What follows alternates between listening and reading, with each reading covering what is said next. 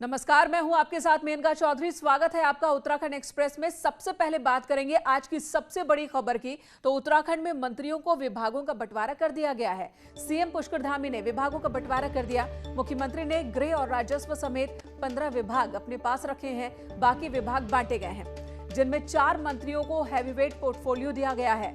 धन सिंह रावत को स्वास्थ्य मंत्री बनाया गया, तो वहीं पर यशपाल आर्य को आबकारी मंत्री बनाया गया। सतपाल महाराज को पीडब्ल्यूडी मंत्री बनाया गया, तो वहीं पर हरक सिंह रावत को ऊर्जा विभाग की जिम्मेदारी दी गई है। जबकि इन मंत्रियों के अन्य विभाग भी इनके पास ही रहेंगे।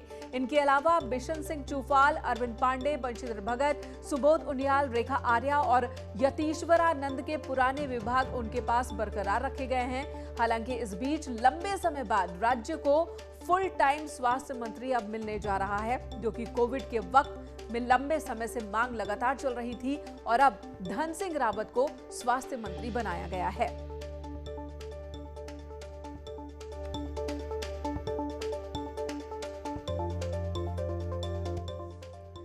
और इस वक्त अनुपम त्रिवेदी, एडिटर न्यूज 18 उत्तराखंड, हमारे साथ मौजूद हैं। अनुपम, अगर हम 4 बड़े नामों की बात करें जिन्हें लगातार उनकी शिकायतें आ रही थी कि वो कहीं ना कहीं नाराज गए, उन्हें बड़े मंत्रालय दिए गए, हैवीवेट पोर्टफोलियो दिया गया, तो कहें कि अब सब कुछ ऑल इज वेल होने वाला है।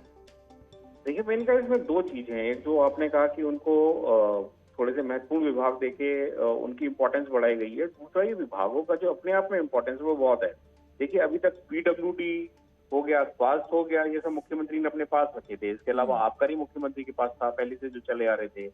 तो ये जो विभाग थे अपने आप में बड़े इंपॉर्टेंट है। लेकिन उत्तराखंड के जब से गवर्नमेंट बनी थी 2017 से, तब से त्रिवेंद्र सिंह रावत ने स्वास्थ्य अपने पास रखा और हमेशा स्वास्थ्य विभाग को लेकर यहाँ पर निशाने में विभाग आता रहा है अपनी खराब स्वास्थ्य सेवाओं को लेकर। तब से डिमांड उठी थी कि एक फुल टाइम स्वास्थ्य मंत्री उत्तराखंड के पास क्यों नहीं हो सकता। तो कम से कम ये मुराद अब जाके पूरी हुई है। हालांकि समय अब सरकार के पास कम है, लेकिन कम से कम फिलहाल एक मंत्री उत्तराखंड के पास अपना है, स्वास्थ्य मंत्री। पीडब्ल्यूडी एक ऐसी दूसरा महत्वपूर्ण विभाग है जो सतपाल महाराज के पास आया है। स्टेट की जितनी रोड्स हैं उसकी रिपेयरिंग, उसकी मॉनिटरिंग, ये इसके लिए पूरा एक फुल फ्लेजेड एक मंत्री की जरूरत महसूस करी जा रही थी, जो उनको मिला है सतपाल महाराज को। और इसके अलावा जो एक आबकारी विभाग है उसका लोगों से बहुत सीधा लेना देना उस तरीके से नहीं होता, लेकिन ये फिर भी ये मंत्रालय जो है ये आया है आपका यशपाल आर्य के पास। और ऊर्जा मंत्रालय जो है दूसरा महत्वपूर्ण विभाग माना जाता है, बिजली की जनरेशन और डिस्ट्रीब्यूशन से संबंधित, यह आया हरक सिंह रावत के पास। इसके अलावा बाकी जितने मंत्री हैं उनके तकरीबन विभाग वही हैं जो पहले से चले आ रहे हैं। 3 राज्य मंत्री थे, धन सिंह, रेखा आर्या, यतीश्वरानंद, इनको कैबिनेट मंत्री का दर्जा मिल गया है। इसका मतलब ये हुआ कि जो भी इनकी विभागों से संबंधित फाइलें हैं तो यही लोग अब इसको डिस्पोज करेंगे। इसके लिए इनको इधर अपना मुख्यमंत्री से अनुमोदन लेने की जरूरत नहीं होगी अमूमन। तो एक तरीके से कोशिश करी गई है इस पोर्टफोलियो डिस्ट्रीब्यूशन में कि सब खुश रहे। जी, सब खुश रहें और काम भी तेजी से हो सके। चूंकि वक्त भी बहुत कम है तो बहुत से क्षेत्रों में बहुत सारे काम किए जाने बाकी हैं। धन्यवाद अनुपम, इस वक्त पूरी जानकारी देने के लिए। वहीं सीएम पुष्कर धामी ने अपने कार्यकाल के दूसरे दिन प्रभारी मंत्रियों के जिले बदलते हुए नए सिरे से नियुक्ति भी कर दी है। जिलों के आवंटन में इस बात का खास ध्यान रखा गया है कि मंत्रियों के लिए जिले दूर ना हो, ताकि वे ज्यादा से ज्यादा वक्त अपने प्रभारी जिलों का दौरा कर सके, वहां पर बिता सकें। सरकार में सीनियर मंत्री सतपाल महाराज को रुद्रप्रयाग और चमोली जिले का प्रभारी बनाया गया। पिछले सरकार में महाराज के पास उधम सिंह नगर जिले का प्रभार था। अभी तक टिहरी जिले के प्रभारी मंत्री रहे यतीश्वरानंद को उधम सिंह नगर का जिम्मा सौंपा गया है। मंत्री हरक सिंह रावत की बात करें, उन्हें अल्मोड़ा के बजाय गढ़वाल में ही टिहरी जिले का प्रभारी बनाया गया। यशपाल आर्य को नैनीताल का प्रभारी मंत्री बनाया गया है। इससे पहले आर्य हरिद्वार के प्रभारी मंत्री थे। हरिद्वार का जिम्मा अब धन सिंह रावत को सौंपा गया है और साथ ही उनके पास चमोली और रुद्रप्रयाग जिले का प्रभार पहले से है। अरविंद पांडे को बागेश्वर और पिथौरागढ़ के बजाय चंपावत और पिथौरागढ़, रेखा आर्या को चंपावत की जगह बागेश्वर का प्रभारी मंत्री बनाया गया। तो केवल 2 मंत्री गणेश जोशी उत्तरकाशी और बंशीधर भगत देहरादून का प्रभारी जिला नहीं बदला गया है।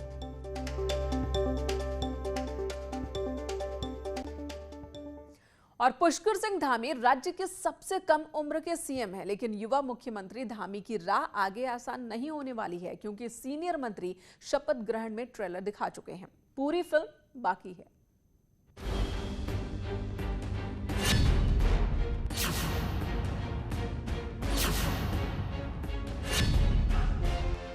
45 साल के पुष्कर सिंह धामी राज्य के सबसे युवा सीएम हैं और अपनी कैबिनेट में भी वो अनुभव और उम्र के मुताबिक भी सबसे जूनियर हैं। शपथ ग्रहण से ठीक पहले मंत्रियों के रूठने की ये एक बड़ी वजह थी।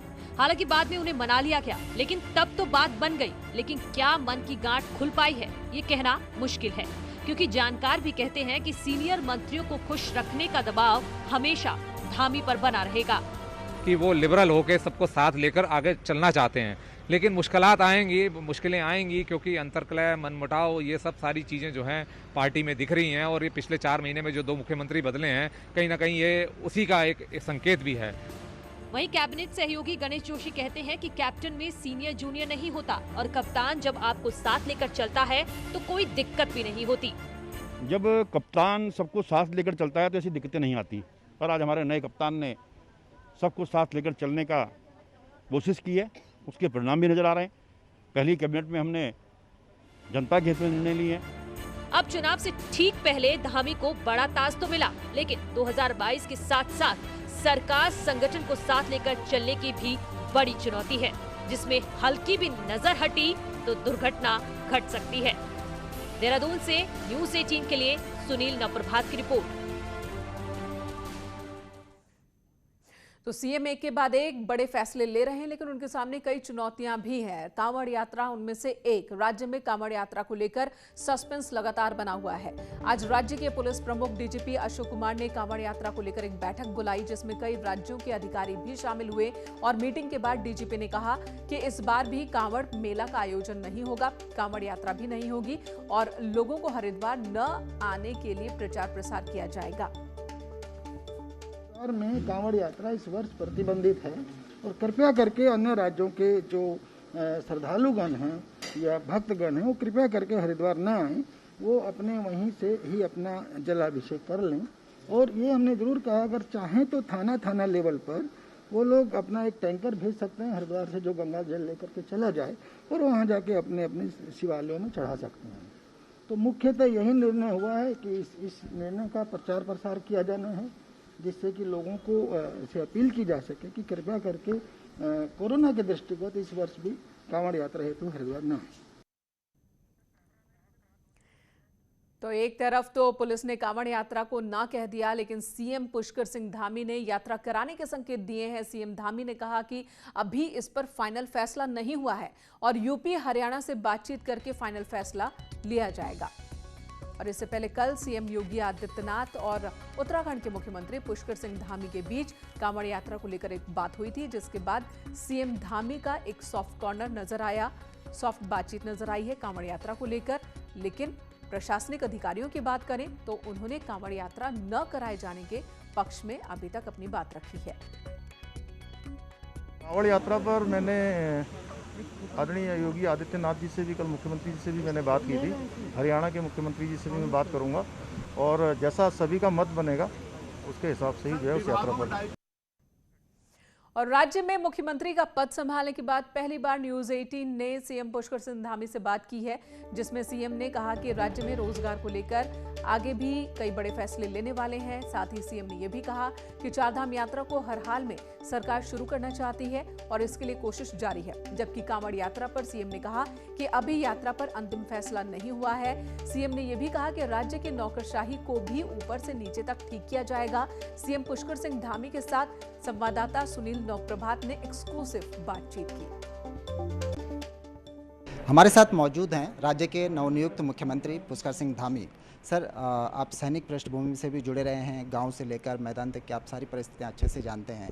युवाओं से आपका लंबे समय तक जुड़ाव रहा है, लेकिन कोविड काल में जिस तरह से बेरोजगारी फैली, बेरोजगारी बढ़ी, अब युवा बड़ी उम्मीद से आपको देख रहे हैं। क्या कुछ रोड मैप आपके दिमाग में? देखिए, निश्चित रूप से जो महामारी आई है उस महामारी में सभी के लिए रोज़गार का और कई प्रकार की दिक्कतें, परिवार को चलाने के लिए लोगों की छोटी छोटी दुकानें बंद हो गई हैं। तो हमने इसके लिए जो है चारधाम यात्रा जो हमारी है, हम उसको हर हालत में चालू करना चाहते हैं। उसके लिए हर संभव प्रयास कर रहे हैं। इसके साथ साथ हमारे जो नौजवान युवा हैं, जो बेरोज़गार हैं, उनको हम रोज़गार देना चाहते हैं, रोज़गार से जोड़ना चाहते हैं। और हमने इसके लिए कैबिनेट में हम पहले ही दिन ही ये प्रस्ताव लेकर आ गए हैं इस पर हमारी कार्रवाई चल रही है। 23,000 लगभग लोगों को जो है हम जल्दी सरकारी नौकरियां निकालने वाले हैं। इसके अलावा स्वरोजगार से जोड़ने वाले हैं। अन्य सभी जगह हम विभिन्न जो भी हमारे विभाग हैं उन सबको हम लोग खंगाल रहे हैं कि कहाँ कहाँ कितनी पोस्टें खाली हैं, जो कि जल्द से जल्द युवा नौजवानों को रोजगार मिले। चारधाम यात्रा पे बड़ा कन्फ्यूजन बना हुआ है, क्या कुछ रोड मैप है?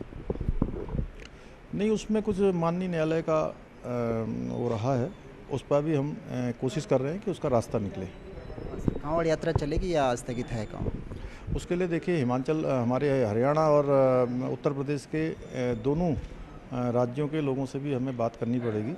और मैंने कल माननीय मुख्यमंत्री योगी आदित्यनाथ जी से भी मैंने इसके बारे में बात की है। जल्दी हमारे अधिकारी उत्तराखंड के, उत्तर प्रदेश के और हरियाणा के आपस में मिलकर बैठक करेंगे। उसमें जो भी रास्ता होगा जिस आधार पर रास्ता निकालेंगे। डीजीपी ने भी करीब 7-8 राज्यों के ऑफिसर्स के साथ मीटिंग की। पुलिस ने ऐलान किया है कि भी इस बार कांवड़ यात्रा को स्थगित कर दिया जाएगा पोस्टपोन के लिए। नहीं, अभी ऐसा कोई निर्णय नहीं हुआ है।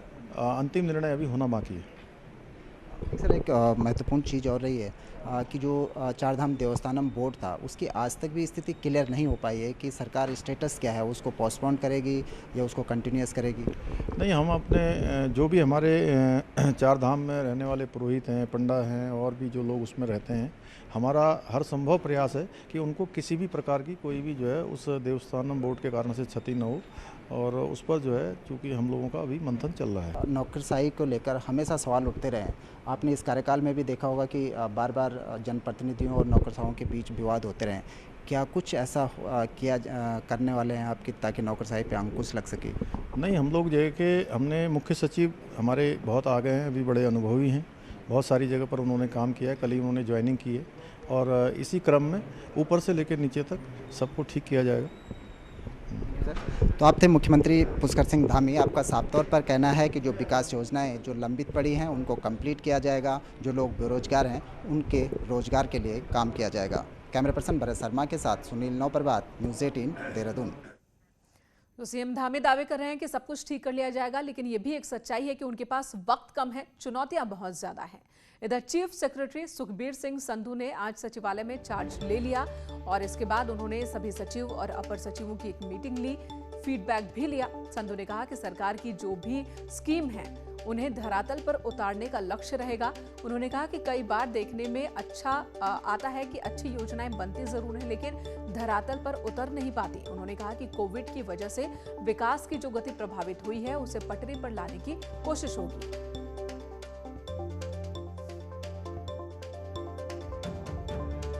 अपर सचिवों की बैठक ली है और क्या क्या ज्वलंत मुद्दे हैं उनके ऊपर भी चर्चा की। और मेरा और मेरी टीम का यही प्रयास रहेगा कि जो भी प्रशासन और शासन ने स्कीम्स बनाई हैं, योजनाएं बनाई हैं जनहित के लिए, उनको धरातल पे उतारें। और जैसा कि सीएम ने कहा कि ऊपर से नीचे तक सबको ठीक किया जाएगा, तो राज्य की नौकरशाही में आगे भी बदलाव की तैयारी दिख रही है। आज देहरादून में सीएम पुष्कर सिंह धामी और डीजी विनय कुमार के बीच एक मीटिंग हुई है। सूत्रों के मुताबिक बीजापुर सेफ हाउस में ये बैठक हुई। विनय कुमार 1990 बैच के आईपीएस अधिकारी हैं और हाल ही में प्रतिनियुक्ति के बाद राज्य कैडर लौटे हैं।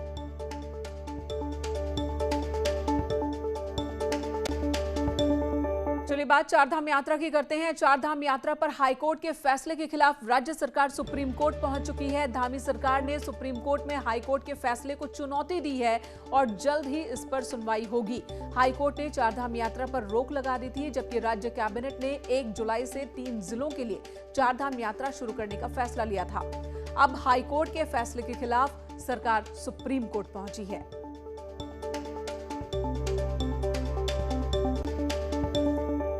नैनीताल से बीजेपी सांसद अजय भट्ट और पूर्व सीएम तीरथ सिंह रावत के भी मोदी कैबिनेट में शामिल होने की खबरें हैं। अब अजय भट्ट का कहना है कि मंत्रिमंडल विस्तार होता है तो ये अच्छी बात है और उन्हें जो भी जिम्मेदारी मिलेगी उसे वो शिद्दत से निभाएंगे। हालांकि साथ ही भट्ट ने यह भी कहा कि वो मंत्री पद की रेस में शामिल नहीं है। मुझे पता नहीं है कि कब विस्तार हो रहा है नहीं हो रहा है, ये हमारा सब्जेक्ट भी नहीं है।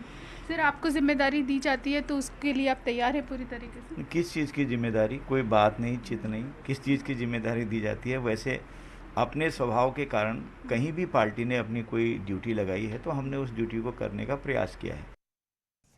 इधर प्रदेश सरकार अपनी तरफ से सड़कें तो बनवा रही है, लेकिन अधिकारियों की मिलीभगत से ठेकेदार घटिया किस्म की सड़क बनाकर सरकार को चूना लगा रहे हैं। इस बात का खुलासा तब हुआ जब मंगलवार को कैबिनेट मंत्री बंशीधर भगत अपने विधानसभा क्षेत्र में सड़कों का जायजा लेने पहुंचे। भगत ने सड़कों के निर्माण में क्वालिटी चेक कराया। भगत ने बन चुकी सड़कों को खुदवाया, तब घटिया निर्माण का खुलासा हुआ, जिसके बाद ठेकेदार की पेमेंट को तुरंत रोक दिया गया। दोबारा सड़क बनाने के आदेश दिए गए हैं।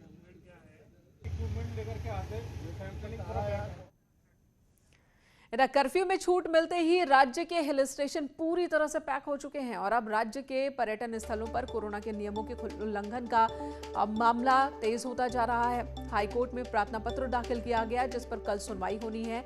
आपको बता दें, न्यूज 18 ने इस खबर को प्रमुखता से दिखाया था कि किस तरीके से पहाड़ों पर भारी संख्या में सैलानी पहुंच रहे हैं, लेकिन कई जगहों पर कोविड नियमों का पालन नहीं हो रहा, जिससे कोविड फैलने की आशंका बन गई है। इसके बाद ही हाईकोर्ट में ये याचिका दाखिल की गई, जिस पर कल सुनवाई होनी है। कल जो सुनवाई होनी है कोर्ट में, उसमें कोर्ट के सामने दस्तावेजों के माध्यम से ये तथ्य रखे गए हैं कि रोजगार के लिए राज्य में पर्यटकों का आना जरूरी है और उसके लिए रिलैक्सेशंस दिए गए हैं और इकोनॉमी चलाने के लिए वो ज़रूरी है। लेकिन दूसरी ओर, जैसा कि आपने भी बार बार दिखाया है खबरों में, पर्यटक स्थलों पर जो हिल स्टेशन में पर्यटक आ रहे हैं, भारी भीड़ में और बिना मास्क लगाए एक तरह से कोविड अप्रोप्रिएट बिहेवियर को फॉलो नहीं कर रहे। इधर नैनीताल में न्यूज 18 की खबर का एक बार फिर से दमदार असर हुआ है। सैलानियों की जमावड़े के बीच जिला प्रशासन की अधूरी व्यवस्थाओं पर न्यूज 18 ने खबर दिखाई थी, जिसके बाद डीएम नैनीताल ने सभी व्यवस्थाओं को दुरुस्त करने का दावा किया। डीएम ने कहा कि नारायण नगर और रूसी बाईपास से सैलानियों को शटल सेवा से नैनीताल लाया जाएगा और इन स्थानों पर कैंटीन की भी व्यवस्था होगी, साथ ही शौचालय की भी व्यवस्था की जाएगी।